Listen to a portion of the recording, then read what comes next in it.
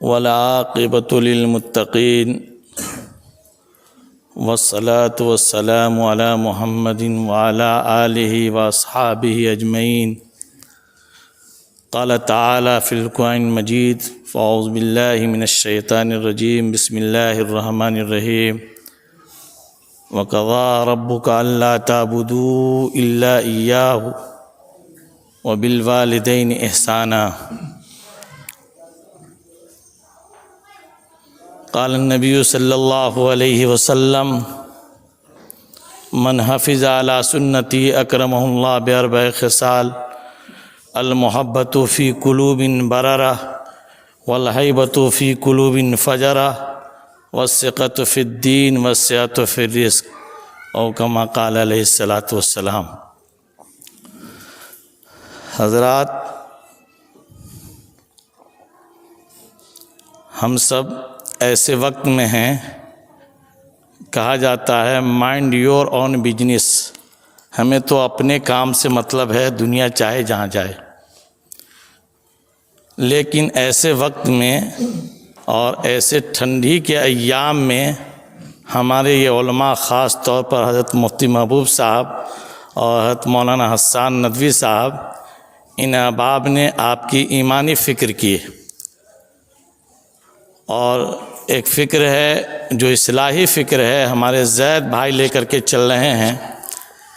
اللہ تعالیٰ اور ان کو ہمت دے، اور ان کو طاقت دے، اور ان کو جذبہ دے کہ ہمارے ان مالدار بھائیوں کے پاس بھی فرداً پہنچے، کیونکہ حالات اس وقت ہے کہ سمدھی تلاش کرتے ہیں کسی ہائی رینک کا، بیٹے کو چیک سمجھ لیا ہے اسٹیٹ بینک کا، جتنے میں چاہے وہ بھجانا چاہتے ہیں، کم کی تو کوئی بات ہی نہیں، زیادہ کی بات ہوتی ہے۔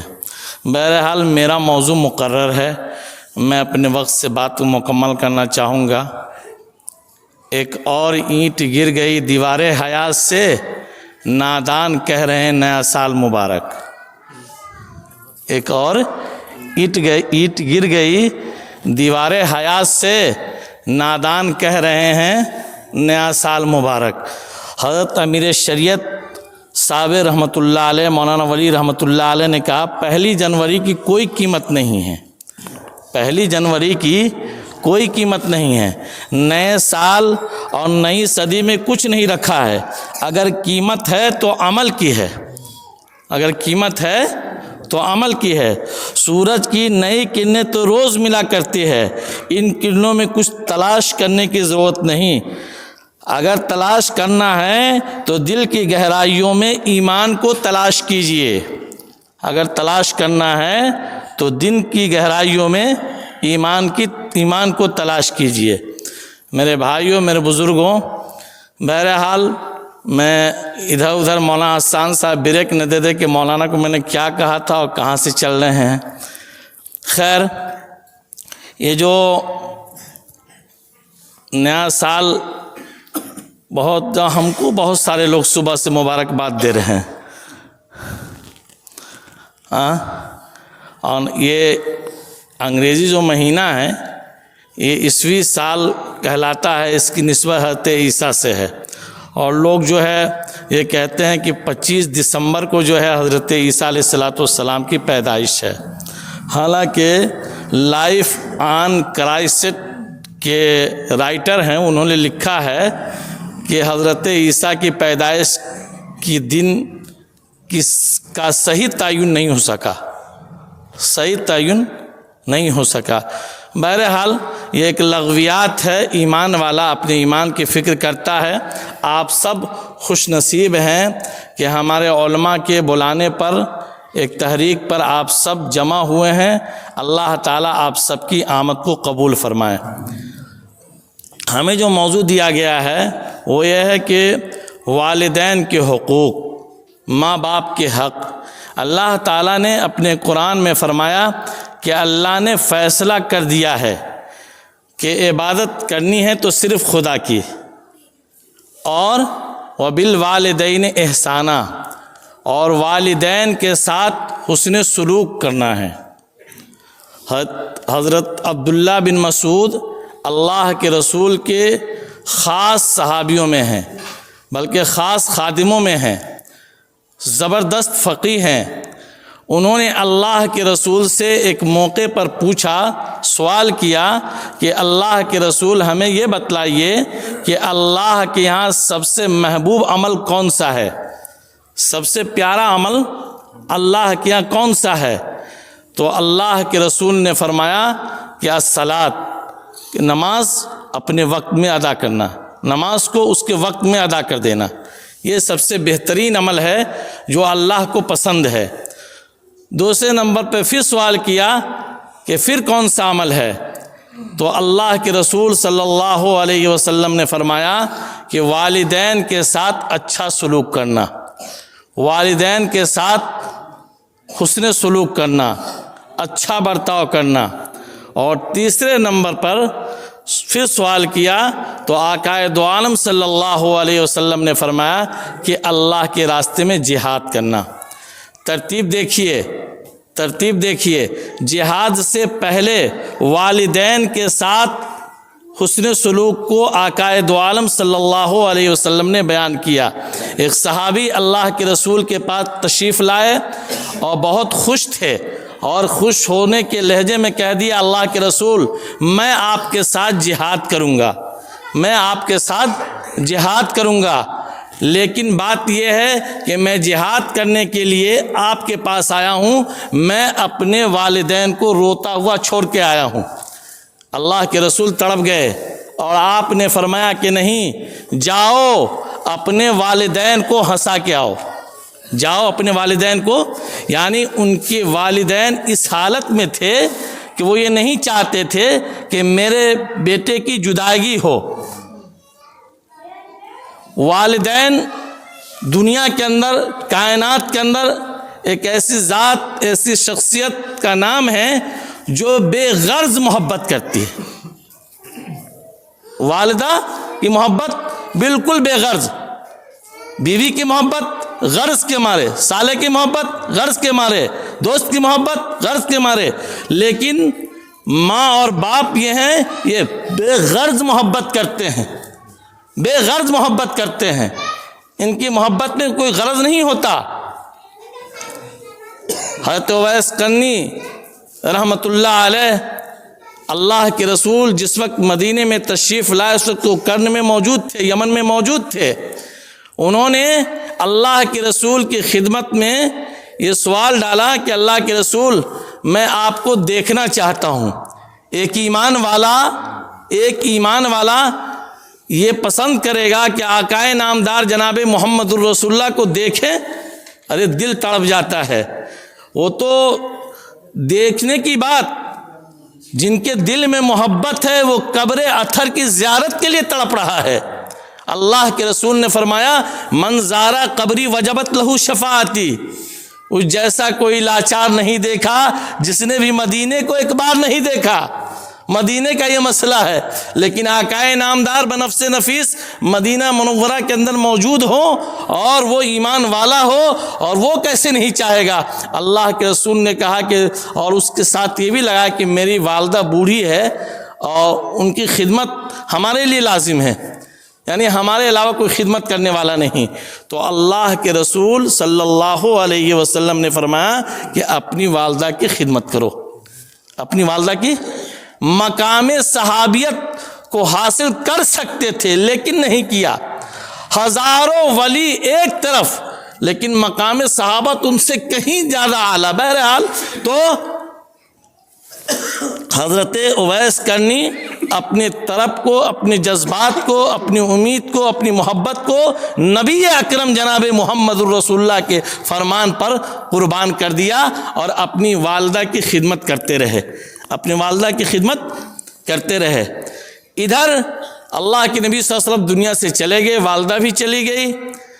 اللہ کے رسول نے ایک موقع پر حضرت عمر سے کہا تھا کہ عمر، قرن سے، یمن سے ایک شخص آئے گا، آپ نے حلیہ بھی بتا دیا کہ ایسا ایسا ایسا ایسا ہوگا، ہاں ان سے تم دعا کروا لینا، وہ مستجاب الدعوات ہوگا، ان کی دعا عند اللہ مقبول ہوگی۔ اب مدینے میں کوئی قافلہ آتا حضرت عمر کے زمانے میں ہیں تو حضرت عمر جاتے اور پوچھتے کہ بھائی اس قافلے میں اویس ہے؟ پتہ چلتا نہیں. بہرحال بار بار پوچھنے کے بعد پتہ چلا کہ آئے ہیں. گئے خدمت میں حاضر دی، حلیہ دیکھا، پہچان گئے کہ ہاں یہی ہیں. تو انہوں نے کہا کہ بھائی میرے لیے دعا کر دیجئے. اور میں ایسے ہی نہیں کہہ رہا ہوں، دعا کروانے کے لیے مجھے جناب محمد الرسول اللہ صلی اللہ علیہ وسلم نے فرمایا ہے. آنکھ میں آنسو آ گئے حضرت اویس کرنی کے، آنکھ میں آنسو آ گئے، اور کہا کہ اللہ کے نبی نے ہمیں یہ نسبت دی اور یہ نسبت دی اور یہ بات بتائی. میرے بھائیوں، میرے بزرگوں، میرے دوستوں، آقائے دو عالم صلی اللہ علیہ وسلم نے فرمایا کہ جنت ماں کے قدموں تلے ہے. ماں کے فرما برداری میں، ماں کی خدمت میں، ماں کے ساتھ حسن سلوک کرنے میں. تفسیر ابن کثیر میں ہے کہ ایک صحابی اپنی ماں کو پیٹھ پر لوٹ کیے ہوئے خانہ کعبہ کا طواف کر رہے ہیں. سامنے سے جناب محمد الرسول اللہ تشریف لے آئے تو صحابی نے کہا آقا یہ میرے پیٹھ پر میری بوڑھی ماں ہے، یہ پیٹھ پر میرے بوڑھی ماں ہے، کیا میں ماں کے حق کو ادا کر دیا؟ میں ماں کے حق کو؟ اللہ کے رسول نے فرمایا کہ نہیں. تم ماں کے جب پیٹ میں تھے اور جب ایک مرتبہ تمہارے ادھر ادھر کرنے سے جو ماں درد محسوس کرتی تھی وہ ایک درد کا بدلہ بھی نہیں ہے. میرے بھائیوں، میرے بزرگوں، اللہ کا قرآن بار بار کہتا ہے وَقَضَىٰ رَبُّكَ أَلَّا تَعْبُدُوا، اللہ نے فیصلہ کر دیا کہ اللہ کے علاوہ کسی کی عبادت نہیں ہوگی. حقوق العباد میں سب سے مقدم اور سب سے واجب الاحترام حق ہے تو ان والدین کا ہے. کیوں؟ یہ خالق کائنات حقیقی پیدا کرنے والے ہیں، لیکن خالق مجازی جس کے واسطے سے اس کائنات میں تم چمک اور دمک رہے ہو یہ والدین ہیں. ہزار ولیوں کے لوگ ولی کے پاؤں کو پکڑ لینا صرف سعادت سمجھتے ہیں، لیکن ماں وہیں چیخ رہی ہے. بیوی کو کہتے ہیں، ایک موقع پر میں برابر کہا کرتا ہوں بھگوتی پور ہی کا مسئلہ، لیکن کوئی آدمی کہیے گا نہیں، معاملہ سنگین ہے. اس جنوری کے مہینے میں مغرب کے وقت بوڑھے آدمی کے نیچے جو پانی رکھ دیتی تھی اس کی بہو، تو پھر وہ رات بھر وہی پانی پیتا تھا. وہ بوڑھا آدمی، اس نے ہمیں بلا کے کہا فضل مولانا یہ دیکھیے معاملہ اتنا سنگین ہے. بیٹا سویا ہے، بیٹا سے جب سوال کیا تو کہا کہ ہم کیا دیتے اپنی بیوی کو؟ دیں بیوی پر، آپ کے بیوی پر آپ کے والد کی، آپ کے والدہ کی خدمت واجب نہیں ہے. دین کو سمجھیے، شریعت کو سمجھیے، اللہ کے فرمان کو سمجھیے. ماں آپ کی ہے، باپ آپ کا ہے، خدمت آپ کے ذمہ واجب ہے. آپ کا سعودیہ جانا واجب نہیں ہے، فرض نہیں ہے. آپ کو اپنی ماں کی خدمت کرنا اور ماں کو خوش کر لینا یہ آپ پر ضروری ہے. اور یہ تو ہماری وجہ سے ہوا. حضرت مفتی صاحب معذرت کے ساتھ، یہ تو میری وجہ سے ہوا. اللہ کی ایک سنت ہے، اللہ کا ایک طریقہ ہے کہ آدمی کسی مخلوق کو اس لیے خوش کرے گا، اللہ کو ناراض کر کے کسی مخلوق کو خوش کرے گا تو اللہ اسی مخلوق کو اس کے اوپر مسلط کر دیتے ہیں. یہ اللہ کی سنت ہے، یہ اللہ کی سنت ہے. اللہ کو ناراض کر کے اور کسی مخلوق کو آپ خوش کرنا چاہیں تو اللہ اسی مخلوق کو آپ پر عذاب بنا دیں گے. عذاب. آج جو یہ بیٹے اور بیٹیاں والدین پر عذاب بن رہے ہیں اس کی واحد وجہ یہ ہے کہ ہم نے اس کی اچھی تعلیم کی فکر کی، اس کے بہترین کیریئر کی فکر کی اور نہ جانے کیا کیا فکر کیا، لیکن فکر نہیں کیا تو اس کے دینی تعلیم کی فکر نہیں کیا. آپ کا بچہ ڈاکٹر ہے، آپ کا بچہ انجینئر ہے، آپ کا بچہ پروفیسر ہے، لیکن ابھی تو واقعہ ایک پروفیسر صاحب کی والدہ کا انتقال ہوا تو فون گیا، عامر شریعت دامت برکاتہم بیان کر رہے تھے کہ فون گیا کہ بھائی آپ کی والدہ انتقال ہو گئی ہے اور آپ آئیے. تو وہ کہنے لگے علی گڑھ کے اندر تھے کہ نہیں، جو جنازے میں جو پیسہ خرچ آتا وہ لے لیجئے اور کفن دفن آپ لوگ کر دیجئے، جو خرچ آتا بل بھیج دیجئے. کیوں؟ کہ آپ نے ہر چیز پڑھایا ہے، ہے لیکن اپنے بیٹے کو دین نہیں پڑھایا ہے۔ اگر وہ قرآن پڑھتا تو آپ کے قدموں کے پاس جھک کر کے رہتا، اگر وہ دین حدیث نبوی پڑھتا تو وہ یہ سمجھتا کہ اللہ کے رسول نے فرمایا وہ شخص ہلاک ہو جائے، برباد ہو جائے، تباہ ہو جائے جو اپنی والدین کو پائے اور اپنی جنت نہ بنا لے۔ یہ پڑھا ہوتا تو پھر وہ ماں کے قدموں تلے ہوتا۔ بیوی ذرا سا ناک بھوں دکھا دی تو ہر فرمائش ان کے قدموں تلے، ان کو لے کر آپ کہاں کے ہیں مہلی چلے آتے ہیں، لیکن ماں کہتی ہے نہیں اسی گھر میں رہو چاہے جیسے رہو۔ ماں کی خدمت ہمارے اوپر واجب ہے۔ حقوق کے تعلق سے میرے بھائیوں، حضرت مولانا تقی عثمانی صاحب دامت برکاتہم نے لکھا ہے، اصلاحی خطبات میں اس لیے سنا دیتے ہیں۔ ایک باپ نے اپنے بیٹے سے کہا بوا کیا ہے دیوار پہ کالا کالا کیا نظر آ رہا ہے؟ تو بیٹے نے کہا ابا وہ کوا ہے، کوا۔ پھر تھوڑی دیر کے بعد باپ نے کہا بیٹا کیا ہے وہ؟ کہا کوا ہے۔ پھر کچھ دیر کے بعد کہا بیٹا وہ کیا ہے؟ کوا ہے۔ اتنی تیز آواز میں بولا کہ باپ ڈر گیا۔ پھر کہا تو بیٹے نے اتنی کس کے جھڑکا تو باپ نے کہا اچھا بریک۔ اور وہ باپ گیا کمرے میں اور ڈائری لے آیا، ڈائری لا کر کے کھولا، کہا بیٹا یہ پڑھو تو۔ اس میں لکھے ہوا تھا کہ بیٹا آج تم اتنے سال کے اتنی عمر میں پہنچ گئے ہو، آج دیوار پہ کوا بیٹھا، تم نے مجھ سے 25 مرتبہ پوچھا ابو یہ کیا ہے؟ تو میں نے کہا کوا، بوا کوا، بوا کوا، بوا کوا، بوا ملاتے رہے، بوا کہتے رہے اور کوا بتاتے رہے، بوا ہی کہا اور 25 مرتبہ تم کو تو گود میں اٹھا کر کے چوم لیا، لیکن یہاں 4 ہی مرتبہ میں سارے گیئر فیل، سارے بریک فیل۔